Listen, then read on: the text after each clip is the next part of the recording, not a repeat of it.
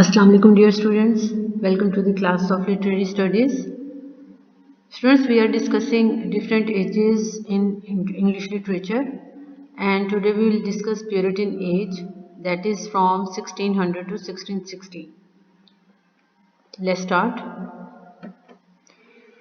The literature of the 17th century may be divided into two periods, the Puritan age or the age of Milton. ये as जिसे हम Puritan as कहते हैं ये 1660 से 1660 तक था, which is further divided into two periods, that is Jacobean and Caroline periods. अब इस प्यूरिटन एज को हम दो पीरियड्स में डिवाइड करेंगे, जिसको हम जैकोबियन और कैरोलाइन पीरियड कहेंगे. ये इन्हें जैकोबियन और कैरोलाइन पीरियड क्यों कहा जाता है? क्योंकि ये दो बादशाह थे. पहले का नाम जेम्स वन था, जो पहले था 1600 से ऑनवर्ड. क्वीन एलिजाबेथ की डेथ के बाद ये बादशाह बना था. तो जेम्स वन के टाइम को हम जैकोबियन एरा कहेंगे, और उसके बाद फिर चार्ल्स वन था, और चार्ल्स वन के टाइम को हम कैरोलाइन पीरियड कहेंगे. Who rules from 1603 to 1625? King James जो था उसने क्वीन एलिजाबेथ के बाद 1603 से 1625 तक हुकूमत की, और फिर 1625 से 1649 तक किंग चार्ल्स ने अपनी हुकूमत की थी इंग्लैंड के ऊपर. और इसी वजह से इस टाइम को हम डिवाइड करते हैं separately from the time of Queen Elizabeth, जबकि ये रेनेसांस का ही पीरियड है. There are 3 stages. हम रेनेसांस को हम तकरीबन काफ़ी देर से हम डिस्कस कर रहे हैं. तो रेनेसांस तकरीबन 150-200 साल या 100 साल तक रहा था. तो उसमें 2-3 बादशाह और मलकाएँ आई थीं, और उनके टाइम को हमने अलग अलग डिवाइड किया था. तो ये वाला जो टाइम है जिसे हम प्यूरिटन एज कहते हैं, एक्चुअली ये लास्ट पीरियड था रेनेसांस का. ठीक है, तो 1660 तक के टाइम को हम प्यूरिटन एज कहेंगे, और इसके बाद के टाइम को हम द रिस्टोरेशन पीरियड या फिर हम एज ऑफ ट्राइडेंट कहते हैं. That was from 1660 to 1700. Here is the picture of James I. Jacobean era को सबसे पहले हम डिस्कस करते हैं. The Jacobean era was the period in English and Scottish history that coincides with the reign of James VI of Scotland, who also inherited the crown of England in 1603 as James I. तो James England का ये James one कहलाता था, जबकि ये Scotland का James six था. इसको विरासत में क्राउन ऑफ इंग्लैंड मिला था, यानी कि इंग्लैंड की हुकूमत इसको विरासत में मिली थी, और ये विरासत में मिलने की वजह से इसको इंग्लैंड में जेम्स वन कहा जाता है, क्योंकि ये पहला बादशाह था जेम्स नाम का इंग्लैंड में, इसलिए उसको जेम्स वन कहा जाता है वहाँ पे. जबकि ये स्कॉटलैंड में ये जेम्स नाम का छठा बादशाह था. The Jacobean era succeeds the Elizabethan era. ये एलिजाबेथन एरा के बाद आया था इसका दौर, और ये फिर इसके बाद जो दौर आया था उसको हम कैरोलाइन एरा कहते हैं.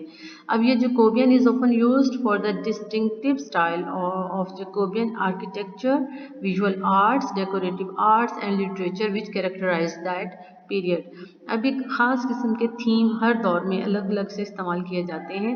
तो जैकोबियन एरा में भी एक ख़ास स्टाइल आर्ट के अंदर यूज़ किया जाता था, जिसमें म्यूज़िक, आर्ट और लिटरेचर और आर्किटेक्चर का एक डिफरेंट स्टाइल था जो लोग जिसे प्रैक्टिस करते थे. Here is Charles one. The Caroline era refers to the period in English and Scottish history named for the 24-year reign of Charles I. That was from 1625 to 1649. अच्छा, यहाँ पर मैं आपको कुछ मेन फीचर्स बताती हूँ कि प्यूरिटन एज को हम रेनेसांस के अंदर अलग से क्यों देखते हैं. ये रेनेसांस का ही एक हिस्सा है, बल्कि बाज़ जगहों पर तो इसको द सेकंड रेनेसांस भी कहा जाता है. तो Puritan age is marked by the decline of Renaissance age, the age of revival of knowledge. तो रेनेसांस के अंदर एक जो हाइप क्रिएट हुई थी, एक्चुअली उसके अंदर आहिस्ता आहिस्ता से डिक्लाइन आना शुरू हुआ था. तो ये वाला जो प्यूरिटन एज का टाइम है, ये डिक्लाइन का टाइम था रेनेसांस एज की. Puritan age is further divided into 2 classes, जिसमें हम जैकोबियन पीरियड, जिसे मैं डिस्कस कर चुके हैं, और दूसरा कैरोलाइन पीरियड, ये भी हम डिस्कस कर चुके हैं. अब प्यूरिटनिज्म एक्चुअली क्या था?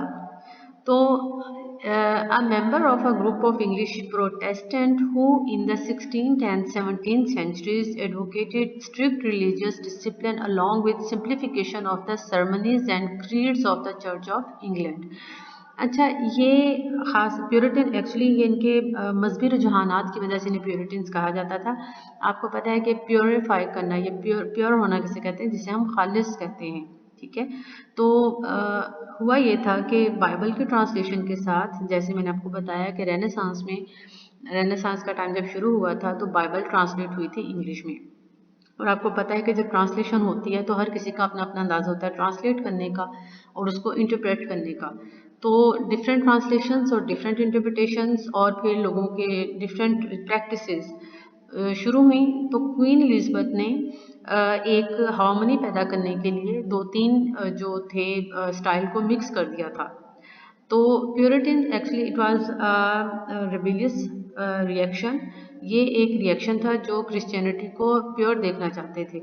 तो ये स्ट्रिक्ट रिलीजियस डिसिप्लिन और उसके साथ साथ सिंप्लीफिकेशन ऑफ सर्मनीज पे बिलीव करते थे। तो चर्च ऑफ इंग्लैंड में वो कहते थे कि हमारी जो सर्मनीज हैं उन्हें सिंपल होना चाहिए, जबकि हमारी जो हमारा बाइबल की जो इंटरप्रिटेशन है और जो ट्रांसलेशन है उसको प्योर होना चाहिए, उसके अंदर कोई मिक्सिंग नहीं होनी चाहिए, उसके अंदर किसी किस्म की चेंजेस नहीं होनी चाहिए। Puritan one who lives in accordance with Protestant precepts, specially one who regards pleasure और लग्जरी एज सिंफुल। अच्छा, प्योरिटन्स बड़े कट्टर किस्म के ईसाई थे और इनमें दो सेक्ट बन चुके थे, जिनमें कैथोलिक, रोमन कैथोलिक थे और प्योरिटन थे, जिसे हम प्योरिटन किसे कहते हैं, जिन्हें हम प्रोटेस्टेंट कहते हैं। ठीक है, तो या तो प्रोटेस्टेंट थे या फिर रोमन कैथोलिक थे। तो जो प्रोटेस्टेंट थे वो प्योरिटन थे और वो बिल्कुल कट्टर थे और ये समझते थे कि ज़िंदगी के अंदर अगर आप कोई खुशी हासिल करने के लिए या अपने आप को आराम देने की कोशिश करते हैं या कोई आसाइश हासिल करते हैं तो ये गुनाह है।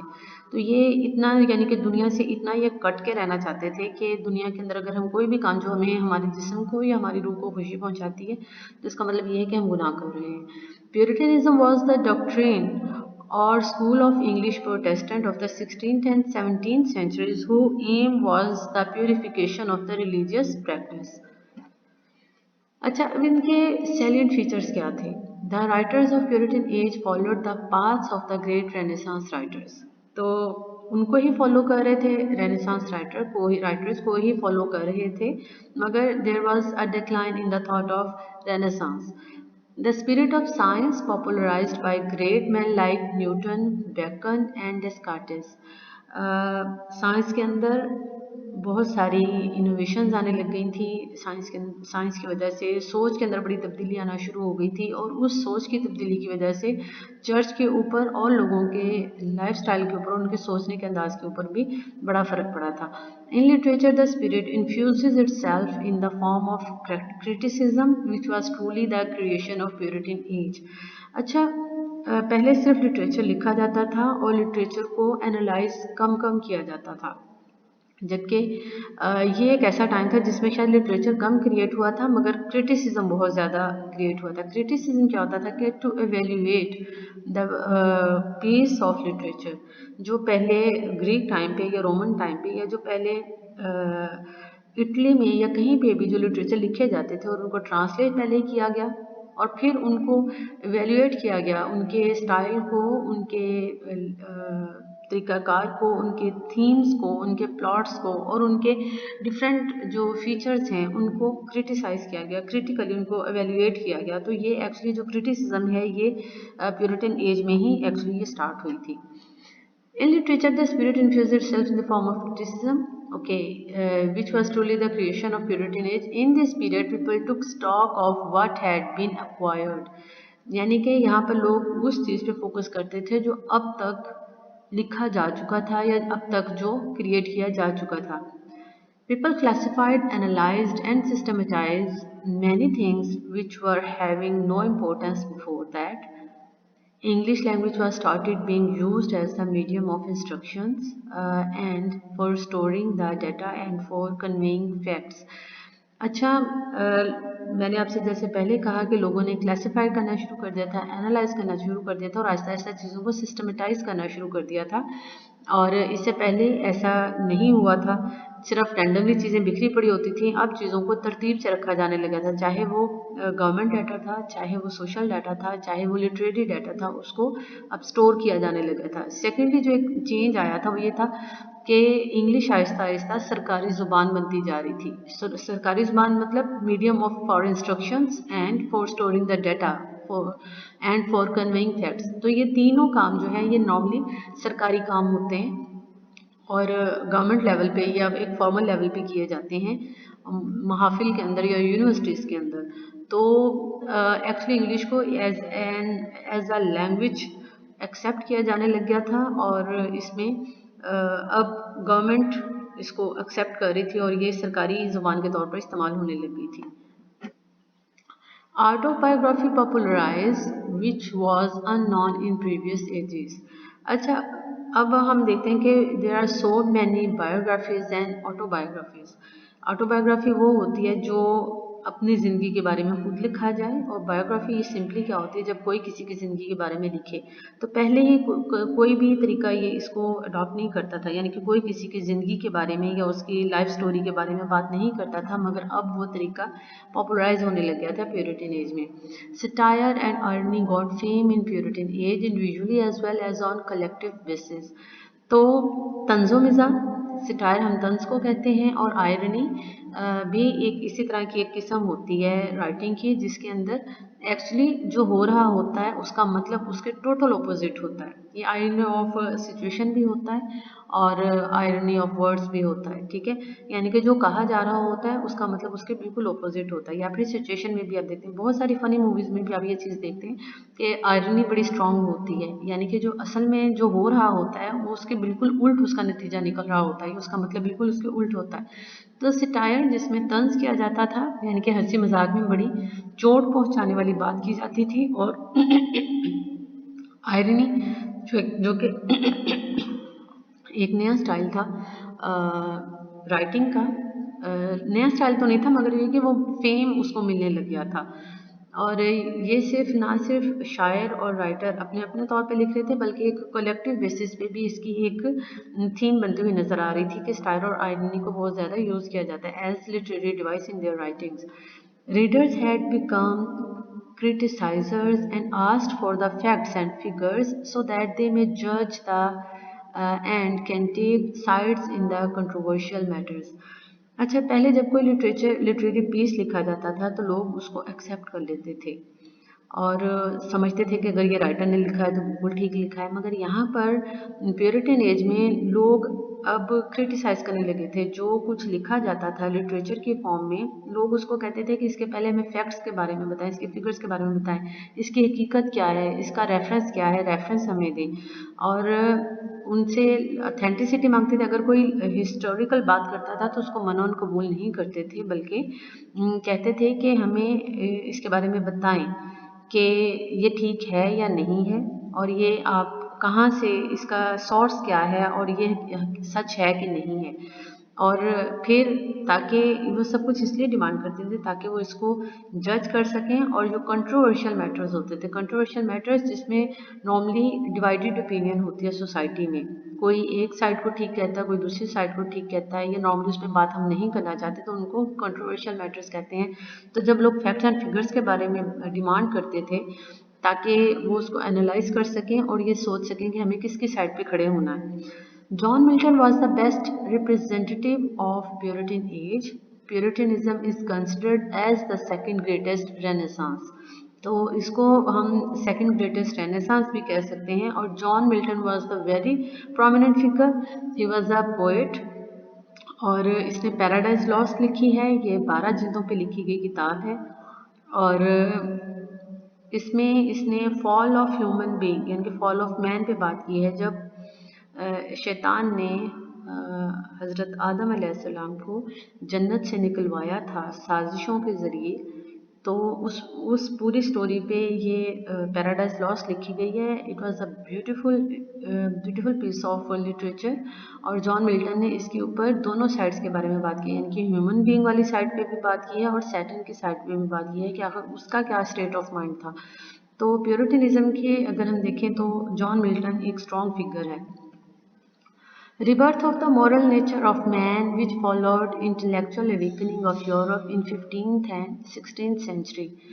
अच्छा, पहले क्या था कि पहले मॉरल प्लेस होते थे, जब जैसे मैंने आपको बताया कि मिडल एजेस में सिर्फ चर्च से रिलेटेड प्लेस हुआ करते थे, कि जो स्टोरीज बाइबल के अंदर होती थी या ओल्ड टेस्टामेंट के अंदर होती थी, उन्हीं स्टोरीज को चर्च के अंदर परफॉर्म करके लोगों को अच्छाई और बुराई के बारे में बताया जाता था।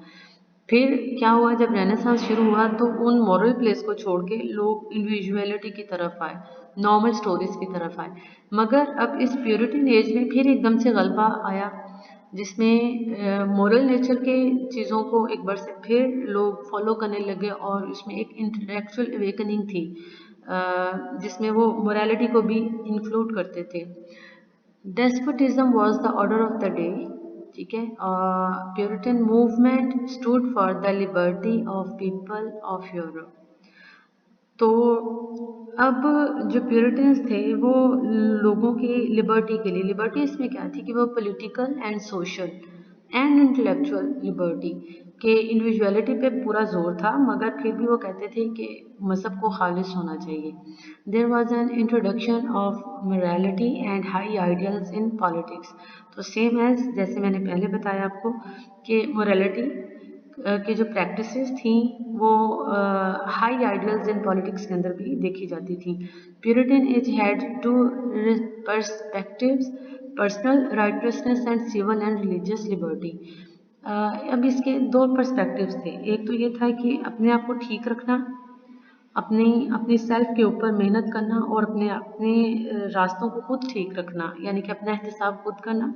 दूसरा क्या है कि कौमी सतह पे और मजहबी सतह पे हर किसी को आज़ादी हासिल हो, यानी कि कोई किसी को मजबूर मत करे कि आप इस सेक्ट में आओ या ये काम करो या वो काम करो। हर मजहबी प्रैक्टिस और सिविल राइट्स सबके अपने अपने होने चाहिए। It aimed at making people free and honest. In Puritan age, John Milton and Thomas Cromwell fought for the religious liberties of people. तो यहाँ पर उनका मकसद ये था प्यूरिटन्स का कि जब लोग फ्री होंगे, जब वो आज़ाद होंगे, तो तब वो ऑनेस्ट होंगे, यानी कि अपनी मर्ज़ी से हर काम करेंगे। तो इस सिलसिले में जो प्यूरिटन एज के दो राइटर्स हैं, जिनमें जॉन मिल्टन और थॉमस क्रॉमवेल हैं, इन्होंने रिलीजियस पॉइंट ऑफ व्यू से बड़ी राइटिंग्स की हैं, और उनका थीम यही था, liberties of people in their religious practices and religious thoughts. With the passage of time, Puritanism became the movement against the king, which stood for the freedom of the society.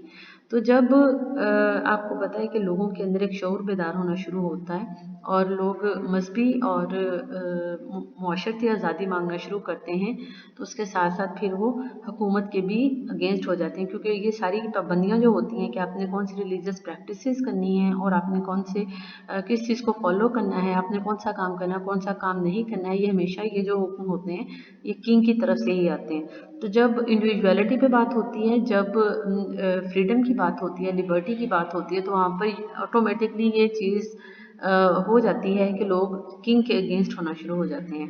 Puritan was the name given to the people who advocated certain changes in the form of worship of the Reformed English Church under Queen Elizabeth।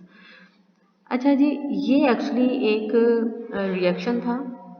ये वो लोग थे जो उस चीज़ के खिलाफ थे जो क्वीन एलिज़ाबेथ ने अपने टाइम पे इंग्लिश चर्च में कर दी थी। अब सर्टेन चेंजेस क्या थी, यानी कि उसने 2-3 तरह की इंटरप्रिटेशंस को मिक्स कर दिया और सबको कहा कि जी आपने इसको मानना है, यानी कि कोई इससे बाहर निकल के बात नहीं करेगा। तो यही एक रिएक्शन था जो प्यूरिटनिज्म की फॉर्म में आया था। The Puritans and queen Elizabeth. The Elizabethan church settlement had been a cautious compromise in which Calvinist and Catholic elements were blended। अब ये एलिज़ाबेथ ने क्या किया था, एलिज़ाबेथ ने चर्च में एक ऐसी सेटलमेंट की थी जिसमें यानी कि एक तरह का कंप्रोमाइज़ था, जिसमें कैल्विनिस्ट और कैथोलिक एलिमेंट्स दोनों को मिक्स कर दिया गया था। तो प्योरिटन्स ने एक्चुअली इसी के खिलाफ ही जंग की थी। उन्होंने कहा था कि इन दोनों थॉट्स को अलग अलग किया जाए, और हर बंदे को आज़ादी हो कि अपनी मर्ज़ी से अपने मज़हब को अपना सके और उसकी प्रैक्टिसेस कर सके। अच्छा, अगर हम chief literary characteristics of Puritan age की बात करें तो in literature also the Puritan age was one of confusion due to the breaking up of old ideals.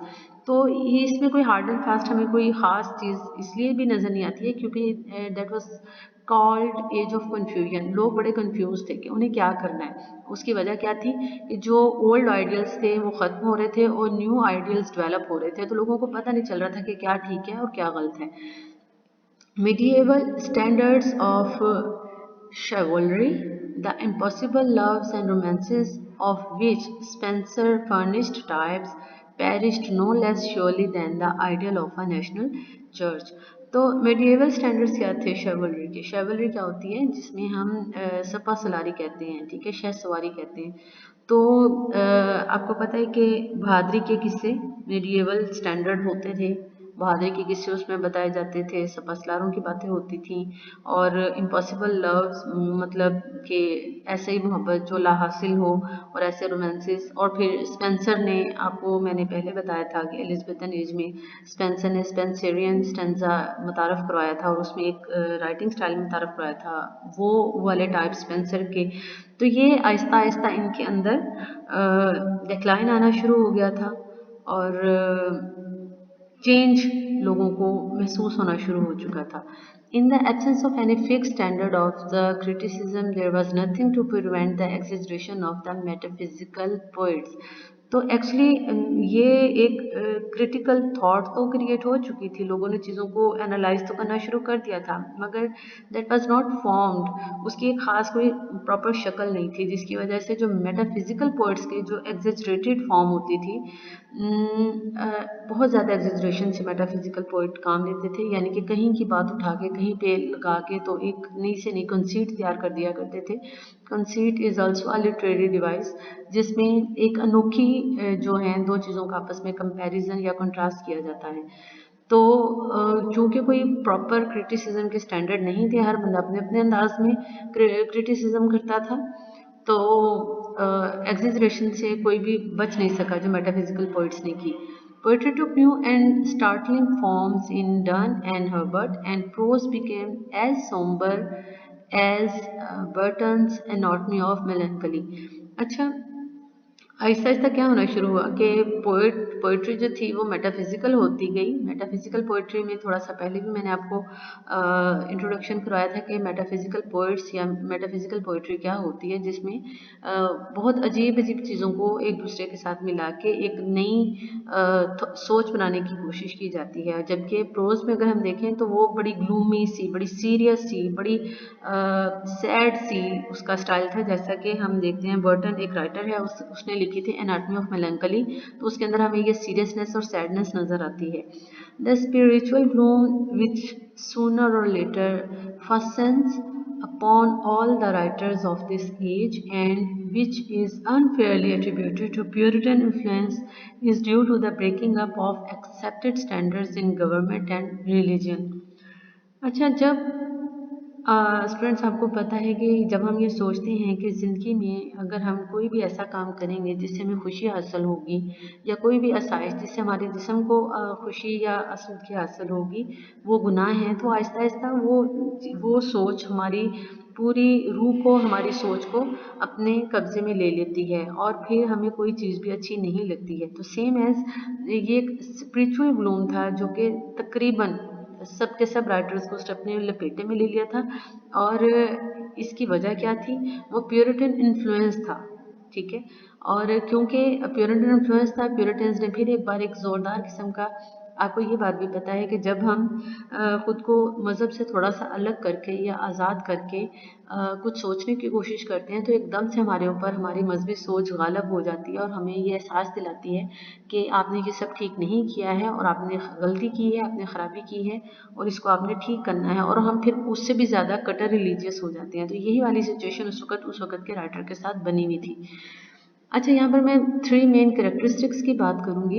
Elizabethan literature with all its diversity had a marked unity in spirit resulting from the patriotism of all classes and their devotion to a queen who with all her faults sought first the nation's welfare.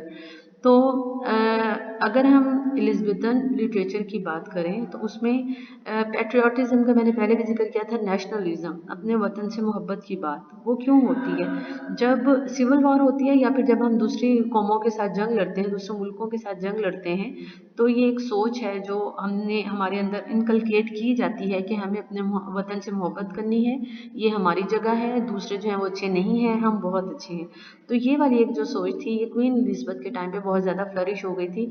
और ये एक भी तरीका है कि queen Elizabeth ने वाकई उसके अंदर काफ़ी फॉल्ट थे, मगर उसके बावजूद उसने नेशन की वेलफेयर के लिए बहुत सारा काम किया। Under the Stuarts all this was changed, the kings were the open enemies of the people, the country was divided by the struggle for political and religious liberty, and the literature was as divided in spirit as were the struggling parties.